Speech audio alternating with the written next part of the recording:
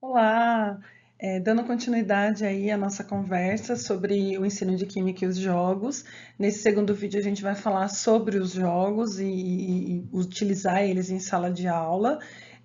Eu vou fazer várias referências, falar sobre alguns autores, e eu vou deixar essas referências todas aí com o pessoal da comissão ou na descrição do próprio vídeo, para que vocês consigam ter acesso e assim poder enriquecer aí essa nossa conversa.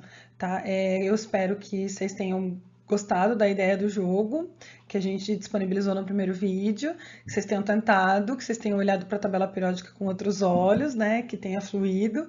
E aí a gente vai conversar um pouquinho então sobre os jogos em si.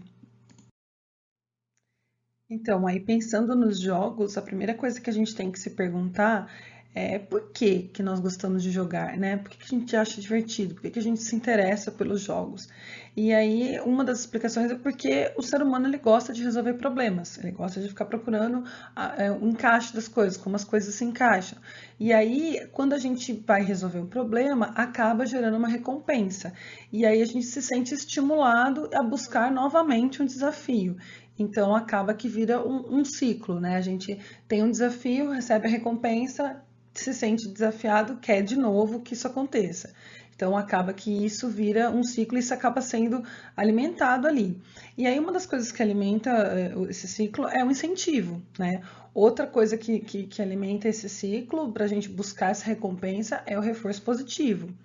E tem alguns experimentos mostrando isso. E tem inclusive uma série do Netflix que chama Universo e Eu, é Bright Child. E aí, depois, se tiverem a oportunidade de ver, tem um episódio que fala sobre motivação, bem interessante, bem didático, bem fácil da gente entender. E aí ele descreve um experimento bem legalzinho, que ele coloca um grupo de crianças para jogar um jogo, daqueles jogos que você dança, tal, com o pé, e pulando e tal. E aí as crianças têm que descobrir um código, um código que não existe, na verdade. Eles colocam as crianças, quando eles acertam o código, a música para. Então eles ficam aleatoriamente tentando. E aí, como não tem um código, na verdade, é para fazer com que alguns ganhem o jogo, outros percam. Então uns acertam, outros não. E aí as crianças não sabem disso. Eles, um ganhou, outro perdeu, tal. Aí eles saem desse momento e vão para um segundo momento onde eles têm que montar palavras. Então tem várias letras num quadro e eles têm que montar palavras a partir daquelas letras. E aí o que esse experimento mostrou? Que as crianças que perderam na primeira etapa, elas acharam muito menos palavras do que as crianças que ganharam na primeira etapa. Então, as crianças, nesse experimento, ó, tinha a possibilidade de 8.000 palavras. As que ganharam a primeira etapa conseguiram colocar as palavras na segunda fase entre 41 e 53 possibilidades. As crianças que perderam, elas colocaram 8 palavras, mais ou menos entre 8 e 14, e algumas desistiram até dentro do tempo. Então, isso acaba mostrando que o reforço positivo, no sentido de que se você tem uma primeira derrota, você acaba se sentindo desestimulado. Se você tem uma vitória, você acaba sendo estimulado. Então, faz com que isso a gente chama do reforço positivo, que é melhor do que o reforço negativo, né? Então, isso é o que é interessante no jogo, pensando em pequenas vitórias, em ele ter uma vitória para a gente conseguir um novo desafio e ele ser estimulado ali pelo jogo. Aí eu coloquei uma frase aí para vocês de uma professora, Kishimoto, sobre os jogos, né? Então ela fala que ó, o benéfico do jogo está nessa possibilidade de estimular a exploração em busca de resposta e não de constranger quando se erra. Então a gente tem que dar um reforço quando a pessoa acerta, né? O jogo vem nesse sentido. E a Kishimoto é uma professora da USP, tem uma das grandes referências aí no sentido de jogos. Ela tem algumas entrevistas dela, inclusive tem uma entrevista grande até pela Univesp, está disponível no YouTube, depois eu vou deixar aí na referência para vocês assistirem. Ela trabalha com jogo, com brinquedo, com brincar. É bem interessante as discussões que faz em cima desse nosso tema. E aí eu vou pensar, os jogos, né? Os jogos eles fazem parte de uma estratégia didática, só que é dentro de uma atividade chamada de atividade lúdica. As atividades lúdicas, elas são atividades de diversão. Então, a atividade lúdica é um grande grupo de atividades. Então, eu vou ter música, vou ter teatro, e os jogos é uma atividade dentro das atividades lúdicas, né? Só que os jogos, para definir o que é jogo, não é algo assim tão elementar, né? Eu coloquei 3 referências grandes referenciais sobre jogos e algumas definições. A definição de Kijimoto, que é aquela que eu falei que tem as entrevistas, tal, que é interessante para dar uma olhada, ela diz que o jogo ele pode ser visto como três itens. O primeiro, o resultado de um sistema linguístico que funciona dentro de um contexto social. Ou seja, o que pode ser encarado por um jogo dentro de um grupo, por outro pode não ser. Então, por exemplo, quando eu estou num contexto de brincadeira de arco e flecha, se eu tenho um arco e flecha com uma criança brincando, ele pode ser um brinquedo, mas se eu tiver com arco e flecha dentro de uma comunidade indígena, onde eles estão aprendendo a caça e tal, ele não é encarado como um jogo. Então, depende do contexto ali onde ele está sendo inserido. O jogo, ele é um sistema de regras, então, se ele é um jogo, todo jogo vai ter regra, e ele pode ser um objeto. Então, o jogo não necessariamente pode ter ali ação, mas sim um objeto dentro de um contexto. Então, isso de acordo com Kishimoto. De acordo com Huizinga, o jogo ele vai além da competição.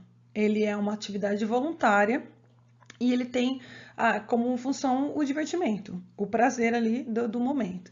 E Soares, o professor Marlos Soares, é da Universidade Federal de Goiás, é uma das grandes referências no Brasil com relação a jogos, né? Ele, na tese dele, ele coloca uma definição assim, que resumidamente, o jogo pode ser descrito como uma atividade livre, consciente, não séria, exterior à vida habitual, com desinteresse material de natureza improdutiva, que possui finalidade em si de prazer ou desprazer, né? Tem a ver com ganho, perda do jogo, e o caráter fictício representativo, uma limitação no tempo e no espaço, com regras explícitas e implícitas.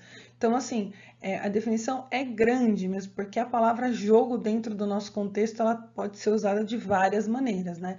Então, essas são algumas definições interessantes para a gente pensar sobre o que são os jogos.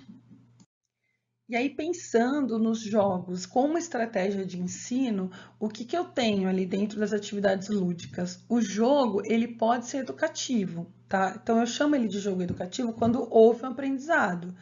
E aí, o que eu posso ter, por exemplo? Se eu tiver um jogo de Uno, o Uno, aqueles baralhos coloridos e tal, eu posso trabalhar algumas coisas com ele, mas o jogo em si, ele é um jogo onde eu não tenho uma pretensão de ter um aprendizado, ele é um jogo, né? Ele pode sim haver um aprendizado, mas se ele não teve intenção de ocorrer, ele é chamado de jogo educativo, mas ele é um jogo informal. Então, eu não tive intenção de provocar o aprendizado. Ele provocou o aprendizado, mas eu não tive essa intenção.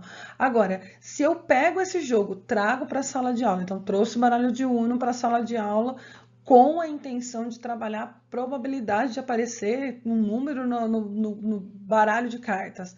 Eu tenho a intenção, então eu chamo ele de jogo formal. Então, o jogo ele é educativo quando há um aprendizado. Ele é chamado de formal quando eu tenho a intenção de provocar esse aprendizado. E ele é considerado informal quando eu não tenho essa pretensão, ocorre aprendizado, mas eu não tive essa intenção inicial.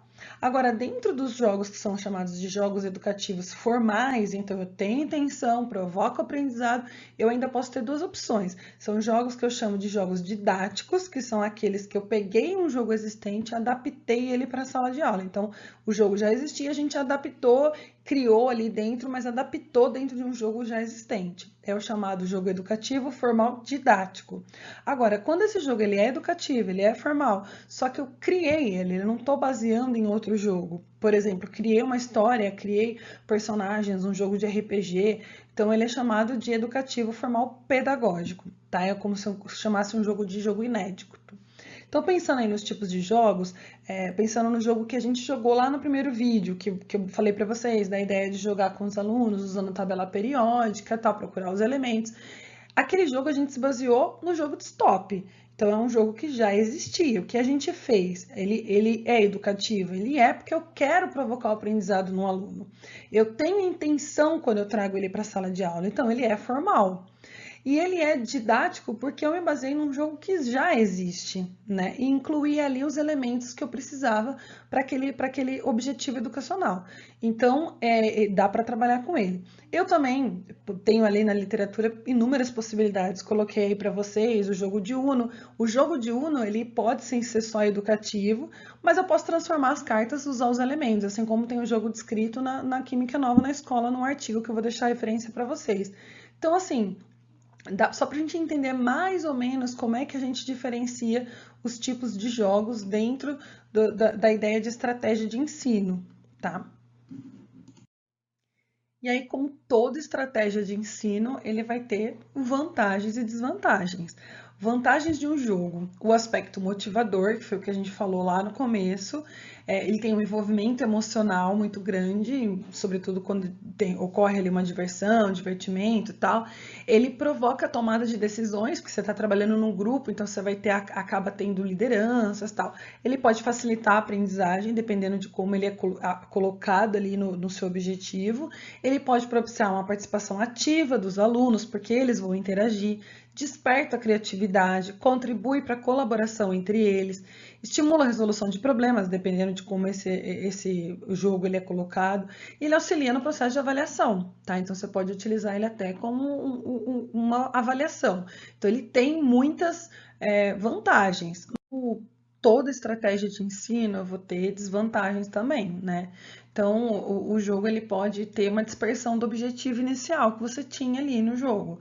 Ele pode ocasionar o isolamento. Então, se você faz um jogo de repente individual ou eles acabam ficando isolados, tal, ele pode desenvolver um conjunto limitado de conhecimentos, porque ele pode não ser tão amplo quanto o seu objetivo inicial. Ele pode ter um caráter puramente aleatório, então tornando-se um apêndice da aula. Então, agora não tem nada, a gente põe o quê? Põe um jogo, né? Então, acaba saindo como uma desvantagem. Ele pode perder a ludicidade do jogo. Então, de repente, você colocou um jogo, mas o professor fica toda hora lá interrompendo, ou seja, perdeu o caráter lúdico da atividade. E eu posso ter dificuldade de disponibilidade de materiais, foi aquilo que eu falei lá no outro vídeo, né? Às vezes a dificuldade que a gente tem na escola, da estrutura, eu precisava de tal coisa, agora não tem, vou ter que mudar o jogo. Então, acaba sendo uma desvantagem dependendo da estrutura que você tem, do que você precisa, etc. Então, para que o jogo funcione, eu sempre tenho que ficar nessa balança aí, entre o lúdico e o educativo. Então, o jogo ele não pode nem ser só lúdico, só brincadeira, e também nem só educativo, né? Aquela história de eu sempre ter que ficar organizando e pensando, né, ficando nessa balança ali. E aí, para que isso funcione, eu preciso que o professor tenha um planejamento, preciso que esse planejamento seja sólido, que envolva vários aspectos, né? Então, tomando aí uma referência, então ele requer o quê? Que o professor tenha conhecimento de suas teorias, métodos e do potencial pedagógico para conscientemente, deliberadamente, possa explorar as habilidades e competências, né, da atividade em si. Então, assim, preciso que tenha um planejamento para que ocorra e que a gente consiga tirar proveito dessa atividade, né? Então, enquanto professor, o que a gente tem que pensar para poder utilizar a estratégia? Quem é meu jogador? Né? Como é que ele é? Quais são as características dessa turma, dessa equipe, das equipes?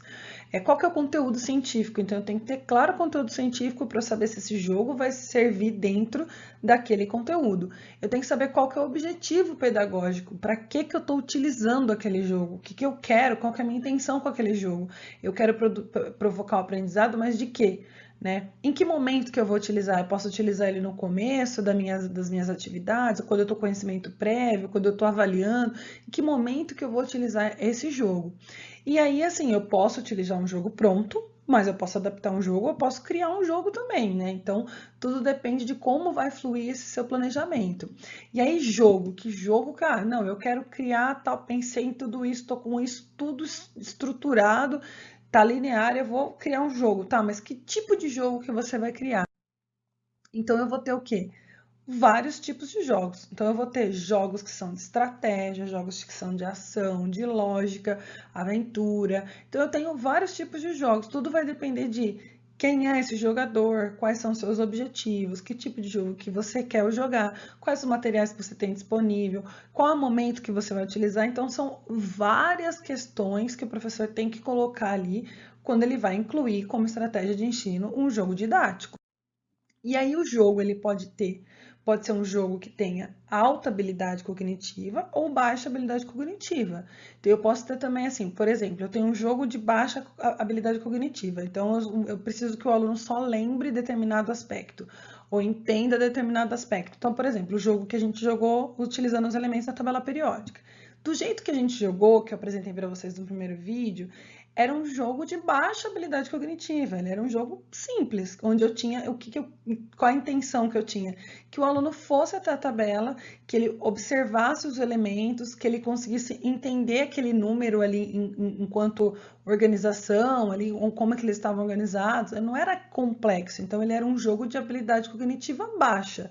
Mas eu poderia transformar ele o mesmo jogo e trazer ele para uma habilidade cognitiva alta. Se eu pegasse aquele mesmo jogo e colocasse ali charadas, onde o aluno tivesse que descobrir as charadas para chegar no elemento, e depois aqueles elementos que ele chegou formar uma palavra. Então, assim, ele precisava resolver problemas, investigar, analisar dados, informações, ou seja, eu deixaria o mesmo jogo, olhando ele com uma habilidade cognitiva alta, né? Então eu tenho que sempre pesar o que eu estou esperando daquele jogo e daquele aluno. Coloquei para vocês uma outra referência bem interessante, que é com relação à responsabilidade lúdica, né, dos jogos. Qual é a intenção e qual é a responsabilidade daquele jogo.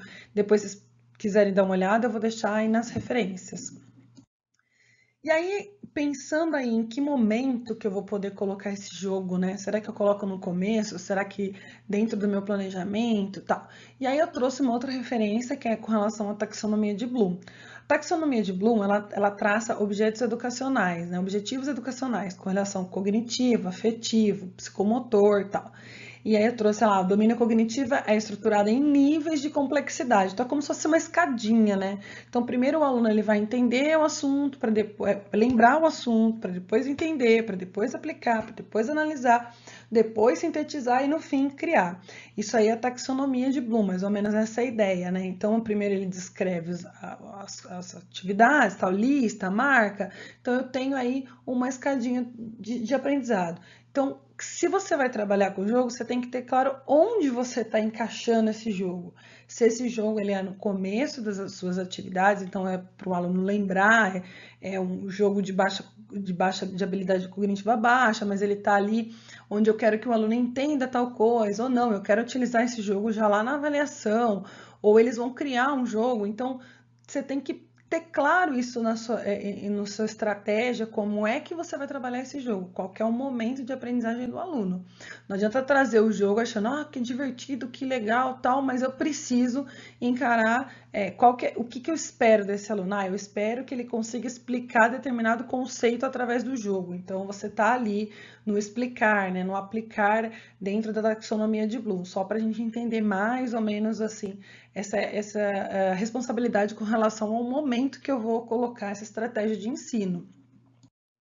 Então, resumindo um pouco para vocês, a ideia dos jogos, né? Eu vou ter o jogo lá, aquele educativo, tal, as definições dos jogos, só que aí, para eu utilizar esse jogo como estratégia de ensino, eu tenho que entender que o jogo é só mais uma estratégia, que não vai adiantar você só usar o jogo didático, que se você só usar jogo, ele vai começar a ficar chato, né? Vai começar a ficar entediante, e o aluno vai perder a motivação que ele tinha.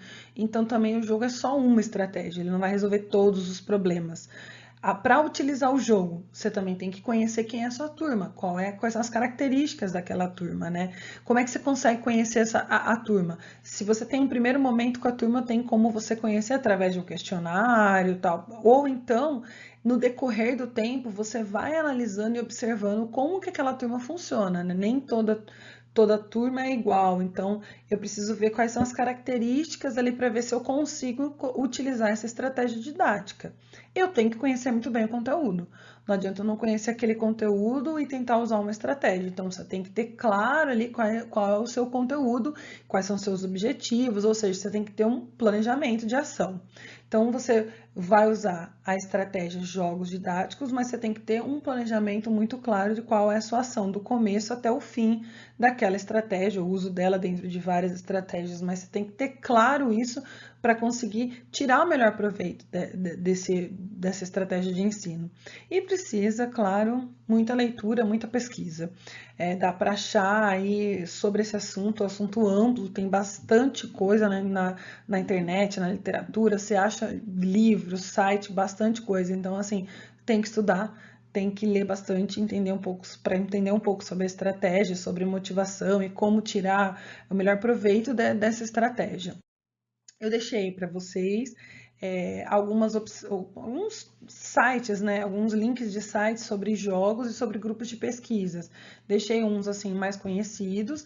Eu coloquei ali o Currículo Mais, que é do estado, que a gente tem uma plataforma que tem alguns joguinhos. Não sei se a maioria de vocês conhece. Coloquei um da professora Maria da Graça, que chama Graça da Química. Coloquei esse Pet Colorado, ele tem algumas simulações, é um site americano, mas tem bastante coisa, dá para jogar bastante coisa lá. Coloquei também o Química Nova na Escola, que uma fonte de artigos assim enorme, que tem ideias de jogos e tem discussões sobre a estratégia de ensino de jogos didáticos, então também muito rico para a gente poder ler e entender sobre esse assunto. Coloquei alguns grupos de pesquisa aí, que é o LabVito, né, da Virt da USP, o da UFSCar e o legal da Química, que é o do professor Marlon lá da UFG. Então, assim, coloquei alguns sites para vocês darem uma olhada, tem várias ideias, claro, às vezes você acha o jogo, mas tem que adaptar para a tua realidade, para o teu planejamento, mas a gente tem que procurar e tem que ler. Tem que ter vontade para poder usar a estratégia, né? E aí, se você for criar um jogo e quiser trabalhar, e você já colocou seu planejamento, já organizou, tal, já tem tudo claro, e eu vou criar meu jogo. Um conselho criou o jogo, jogue ele antes de ir para a sala de aula, várias vezes. Você tem que jogar ele, tem que organizar muito bem as regras e você jogando, você consegue perceber alguns furos, algumas coisas que podem não dar certo, podem não sair do jeito que você imaginou. Claro, a sala de aula é imprevisível, mas é interessante que você jogue o jogo para perceber obstáculos que podem aparecer, que você não teria pensado ainda, tá? Então, isso é extremamente importante. E dentro ali daqueles sites,